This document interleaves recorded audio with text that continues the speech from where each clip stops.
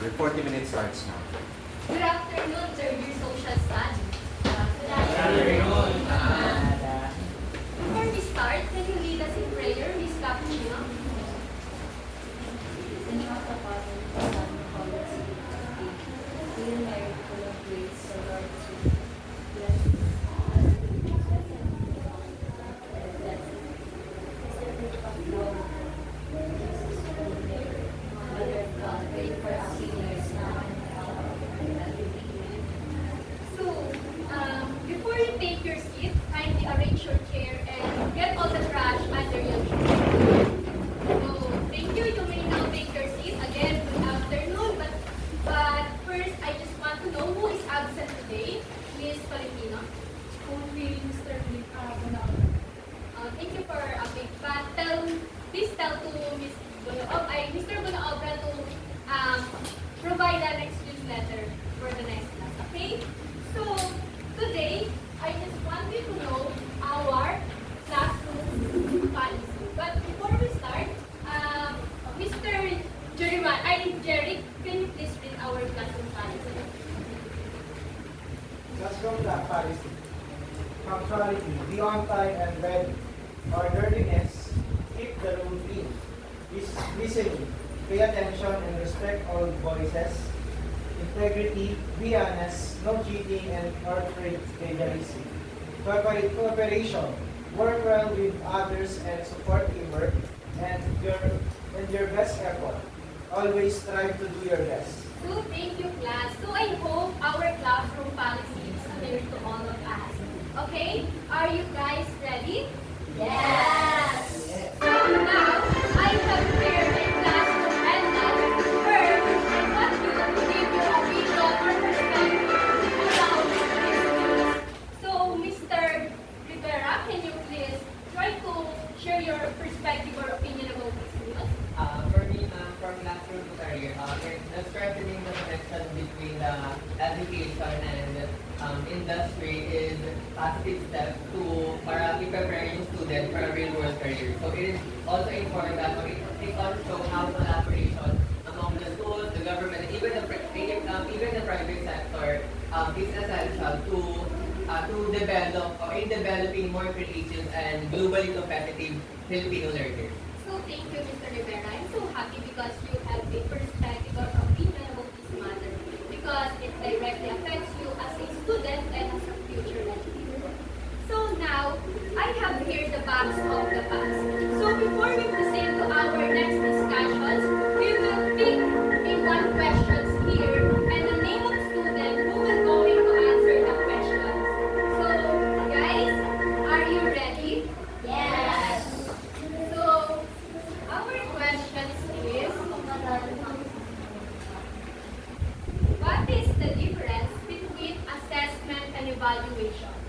So, the student who is going to answer the questions is Andrea. So, can the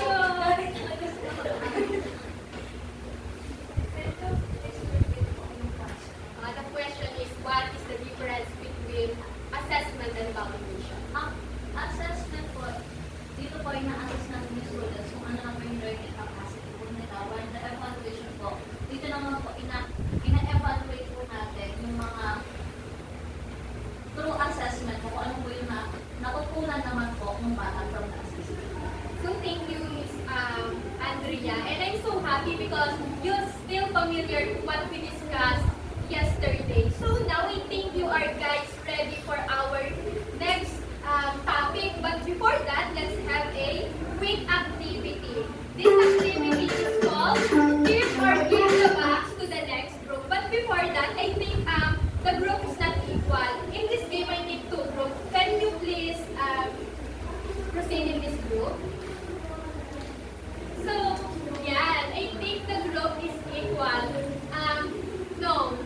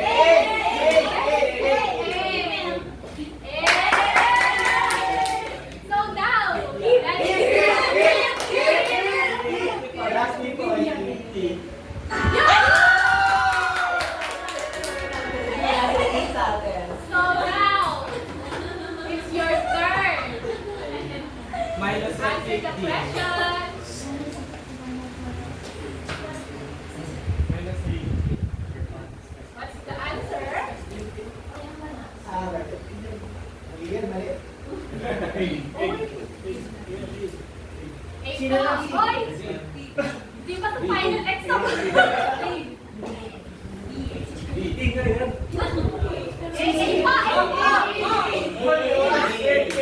Sino sa mga tayo? Or give the box to next group. No, because the points will be given to other group because you got wrong answer. There is group 1, you have 100 points. So you have 52 here, huh? So now that we're done with our activity, I think you are ready for our next topic. But before that, can you try to guess what is our topic today? So anyone? Mr. Sadi. So we got, I think, assessment standard. Thank you, Mr. Sayo. Other than Terminal guidelines. So, thank you because all the words that you shared to me is all connected to what we're going to discuss today, which is the assessment standards and national and global policies. So before we proceed to our next activity, let's read our objectives. So class, can you read our objectives? At the end of the lesson, the student should be able to explain the key features of teacher assessment standards, guidelines, and international benchmarks. Design a sample assessment tool. Meet or perform tasks that analyze teacher assessment standards and comply with their educated guidelines while reflecting principles from international benchmarks.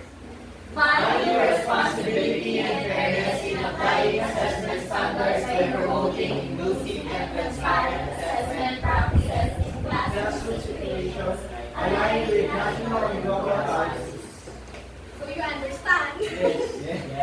Yes. So I hope this objective will be met after we discuss this topic, okay? So, but before that, let's have our first activity. Our activity is... Our first activity is this one with standard. So, I'm just trying you guys. So, our first activity is design with standard. So, the instructions is, this is a group activity. Group 1 will create an assessment tool, quiz, and then group 2 will create performance tasks. So, the requirements is you need to provide a clear learning outcomes. Type of assessment is clearly identified. Rubrics and scoring guide is provided. And there is an alignment in David or Ched principle if you can. And then indication of fairness and inclusivity. And then for our rubrics and groupings, for our rubrics, a total of 20 points. There is an alignment with learning outcomes, validity and reliability of your output, fairness and inclusivity, and clarity of rubrics and tools. Organization of your group presentation. So, group 1, team quiz, you may stay in this side. And then group 2, team performance task, you may stay in this side.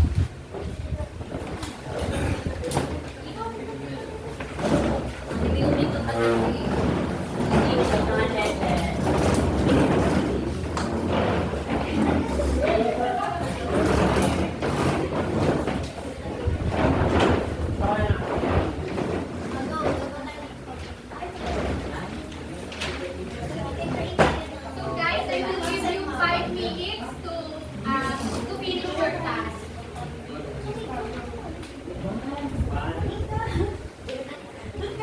Bakit? Doon ka na yan. Miss Brenna. Please use that.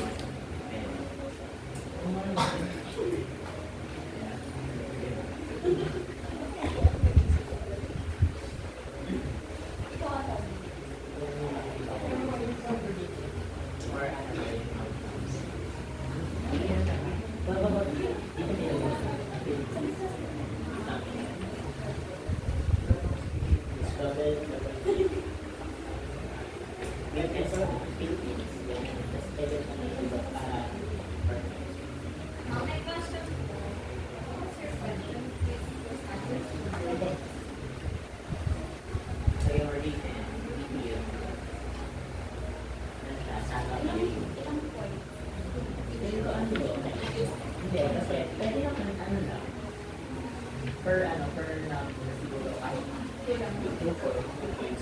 Since this naman already pwede.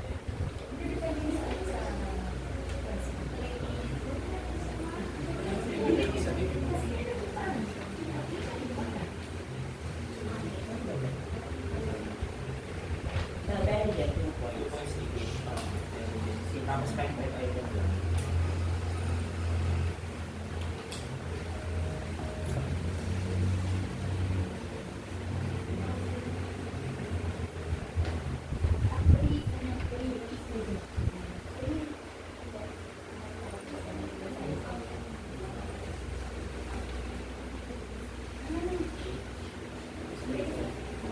Hindi lang siya hindi lang siya... Pero wala ko.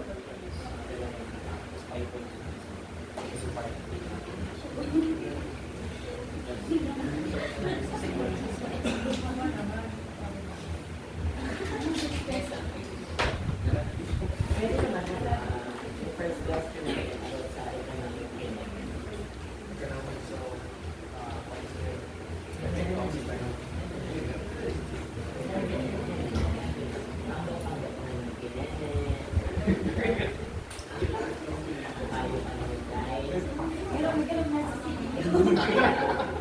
Ginawa ka nga in-explain the water.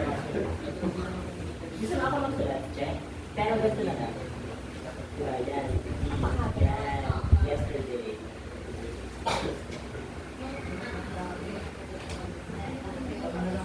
Dito din.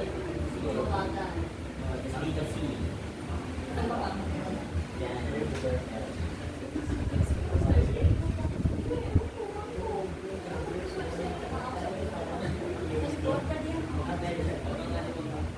Ma'am, pwede po mag-ask. Extra po ba kayong paper? Or pwede po isulat ka dito? Hindi mo mabasa. Yan. Wala po kayo. Sure lang. Kaya yung sulat na bawal ka naman.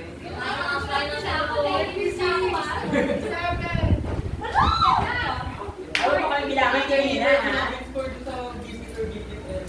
Sinabi na! Kaya wala ko So, detalo ka lang. Hindi naman tinatin naman ang ulam. Tuloy na ulit yung paritigis ko.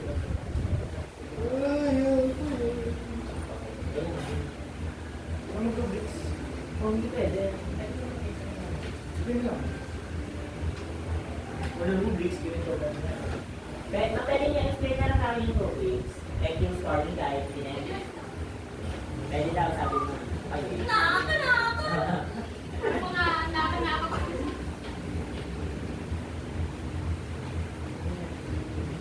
Ang bilisan nyo. Talagang tinutong oras. Tama na. Dapat kasi ikaw ang nagsulat, tinigay mo na lang sa akin. Oo nga. Tapos na lang. Oo. Uy, hindi, sir. Baka hindi nyo rin sabi na. Tama na.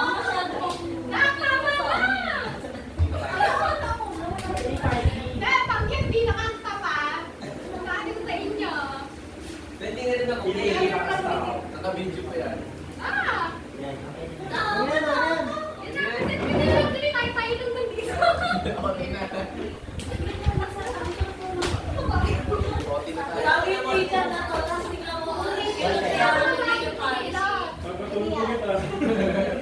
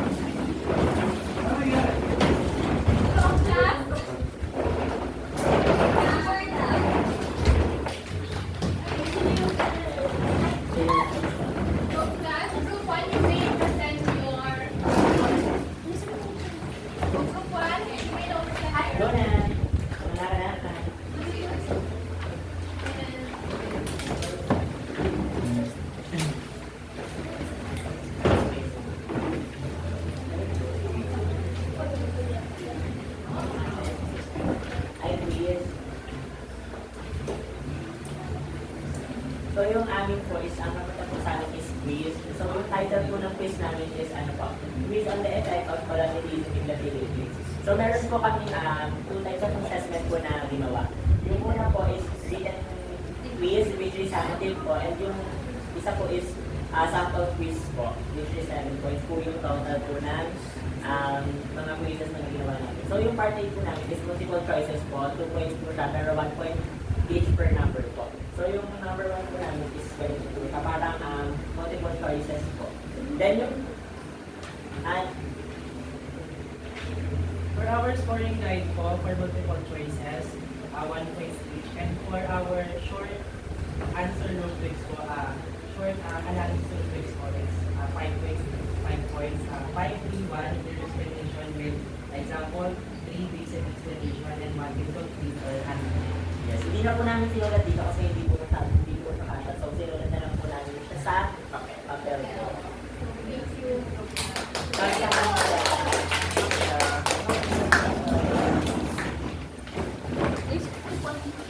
hindi pa ang time. Restart. Restart naman tayo bibigay. So, yeah, you may now start your For our group 2 po, ang assign po namin is performance task po. For our title, Colonialism Impact Analysis Project. For our learning outcome, the students will evaluate how colonial policies shaped the modern Philippine society. For our Type of assessment po ay based po sa performance-based task.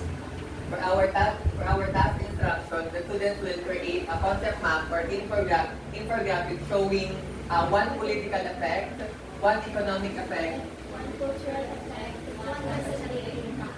At nakaitlog po dun yung explanation ng historical effects po. And yun po yung rubrics namin, which is meron kami 20 points, content accuracy 5, depth of analysis po 5, connection to present society 5, organization and clarity 3, and last po is creativity and presentation. That will be all po. Thank you. Thank you.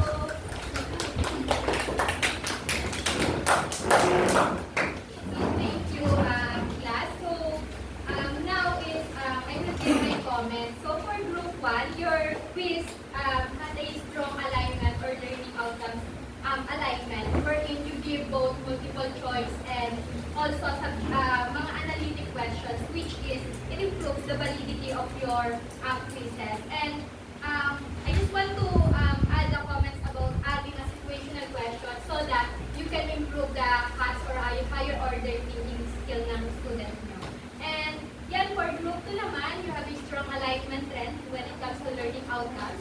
The requirements to connect the colonialism to present day is evident and excellent in terms of integrations of social study principles. And your rubrics really support the reliability. So for group 1, you got 19 points, and for group 2, you got 20 points. So now that we're done with our activity, let's proceed to our discussion topic. So our first topic today is about teacher assessment standard.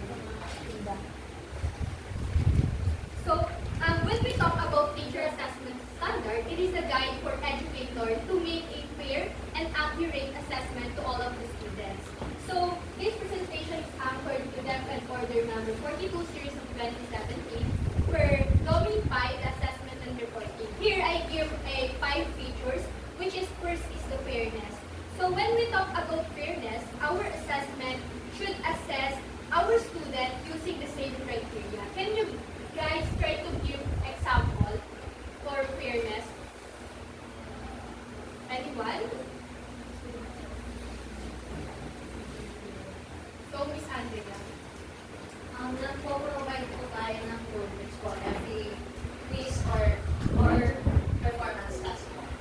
So that's good. That's really good when it comes to demonstrating fairness. Like, for example, if you have an activity about infographic, about Spanish colonization, and as a teacher, you need to provide rubrics before your students start doing the activity, so that your students know how they will get the points. And then next is validity. When we talk about validity, the assessment will measure what is intended to measure. So, can you give an example about example po is if the objective is writing skill, the assessment should require writing, not multiple choices only. So that's good because when we talk about validity, the outcomes and assessment should be connected. So when we talk about learning outcomes, we need to think what is the valid assessment for that learning outcomes. So now let's proceed to reliability. When we talk about so fast, so fast. Reliability, results are consistent across type and evaluators. So can you give an example? When we talk about the reliability, which means the information or the information that we get is based on statistical or we have the primary source of data that we can rely on, which means that that information is authentic or based on the research or So thank you for that, something like Mr. Antonio. But when we talk about reliability, like for example, the teacher used a same essay about how did American colonization influence Philippine education. And if if the two teacher use the same rubrics, they need to provide a similar score to the students who use a same essays. And that it shows a reliability. Next is inclusivity. So when we talk about inclusivity, assessment consider the diverse learners. So can you give an example? So I think for inclusivity is catering of all multiple intelligence students. So yeah, that's good. When we talk about inclusivity inside classroom and our assessment, like for example, a social study, you have a lesson about Philippine independence movement. And the student need to, of course, demonstrate their understanding or knowledge. But instead of focusing on one assessment, you can you can give them an option or choices like creating a timeline, designing a concept map, or simply writing a reflection. So now I have a questions. If a test is valid but not fair, can it be still considered effective? Why or why not? No one. Validity alone is not enough. A test may be valid, but in terms of measuring skill, pero kung wala naman, kung hindi naman fair yung test na yun, or hindi talaga siya equal na nabibigyan ng opportunity sa student, so hindi siya masasabi natin na considered as a effective. So thank you. Guys, are you still awake? Let's give them a clap! 1, 2, 3. 1, 2, 3. Asya na!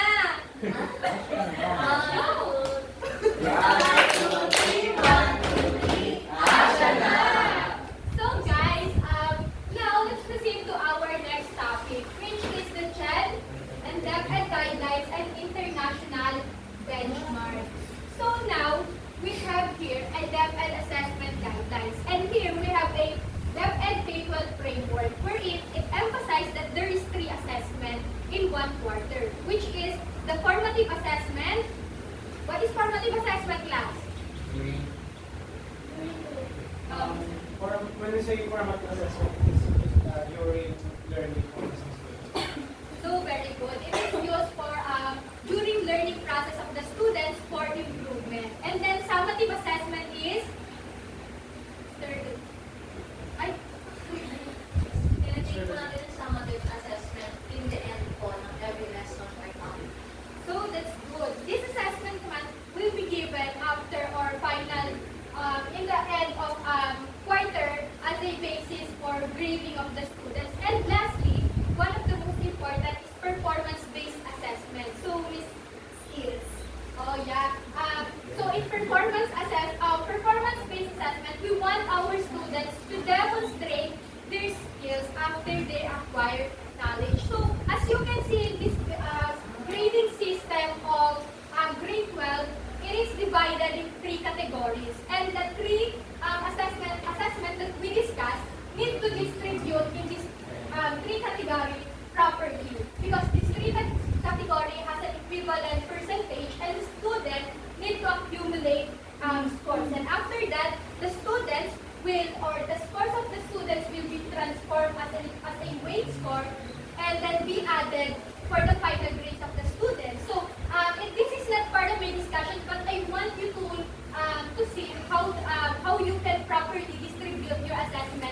based on the grading system of K to 12. So what do you think is the final grade of the student?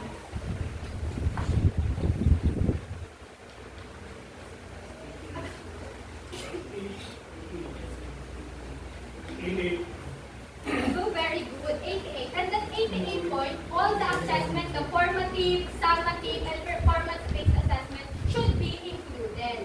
And then for our CHED guidelines, here we highlight the connections of learning outcomes and our assessment that we give to our students.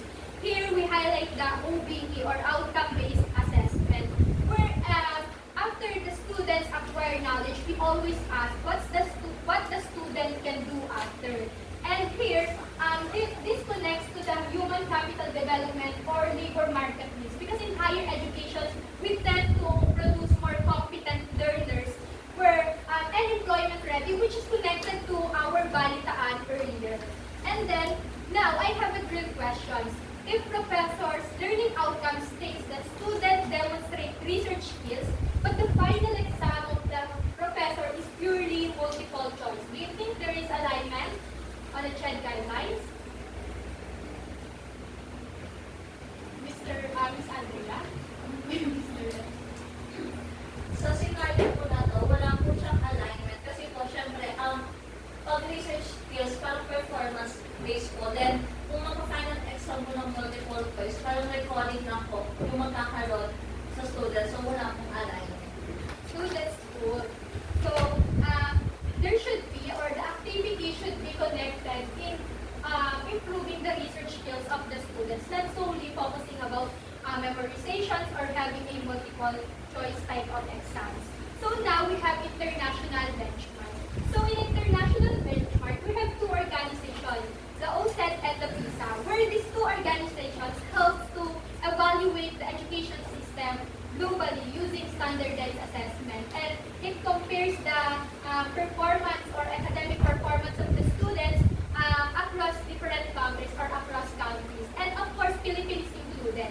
And in this PISA result during 2022, we can see that Philippine students have a low-performing students in terms of mathematics, reading, and science. And that's very alarming. But these results, we cannot just focus as academic testing, but we can use it to have an influence to our education system, or how can we make assessment for our students. Like we can have a reform to our policy, revisions to our curriculums, or having or providing extra training for teachers and allocations to the budget.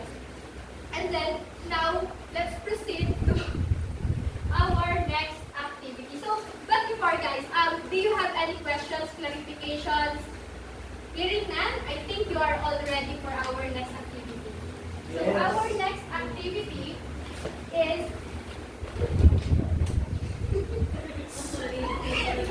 assessment in a mini.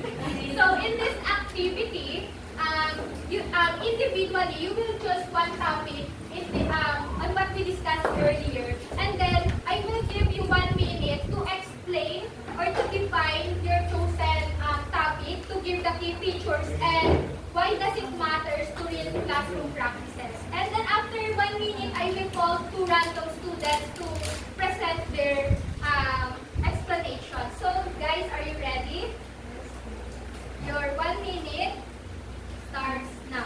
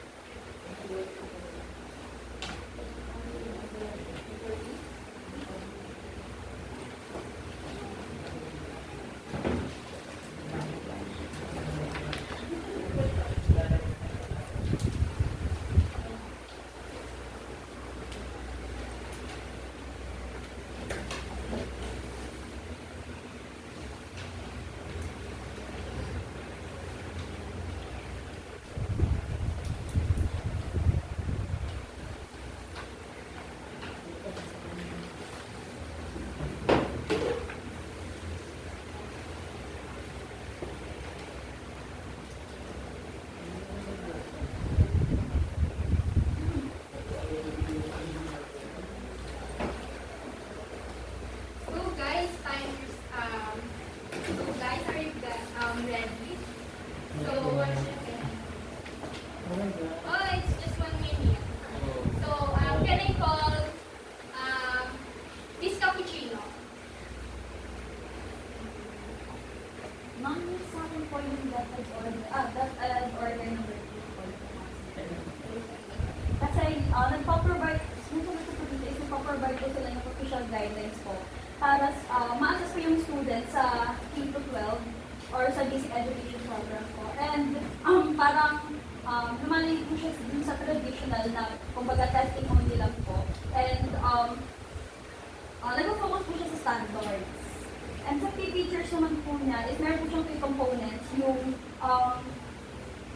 grade po is divided into given works, performance test, and quarterly assessment. And why it matters po, kasi in the classroom po, yung policy is in-ensure niya po na yung student, yung grade ng student is hindi lang po siya decided by one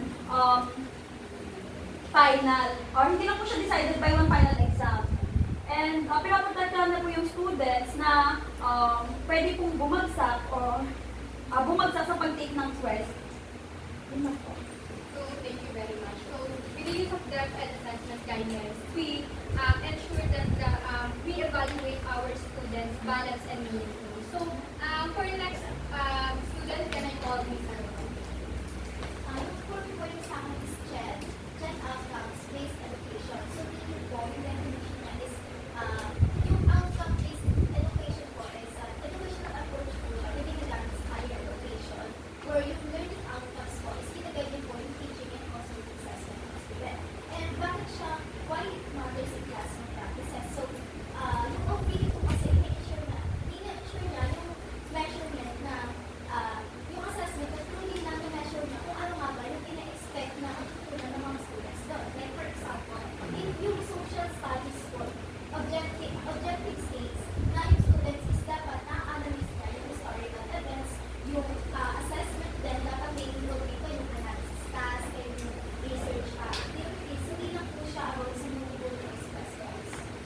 So, thank you for that. So, later you will pass all your output, students. So, but now I just want to commend your, because you are able to explain it and to connect it to the real classroom practices. So, now, let's proceed to our third activity, the effective pledge of practice. So, in this activity, you will going to write here your pledge as a future educator on how will you ensure fairness and transparency to your future social study assessment. So, guys, get one and pass. And yeah, for this activity, you just need to have one concrete action, not general like I will be fair. Next is you need to explain why this action promotes fairness, and you need to connect their actions to at least one assessment principle that we discussed and national and global policy. And then after that, explain how these actions can make a positive impact to your student learning and opportunity. So our rubrics is a total of 20 points. First criteria is specific action.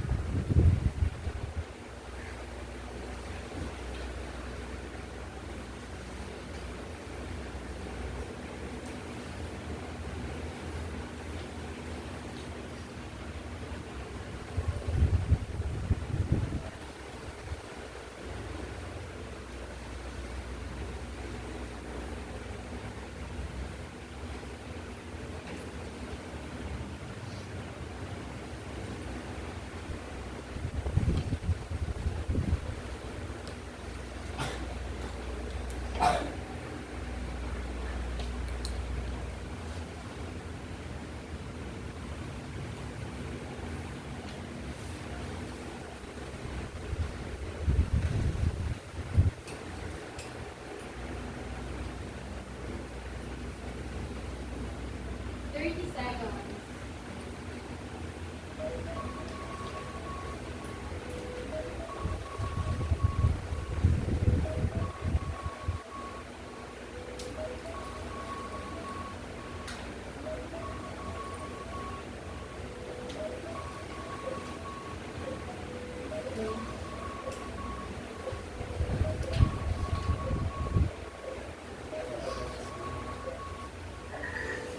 So guys, sum it up, okay? Now I want to at least call one student to share his or her pledge. So can I call Mr. Rivera?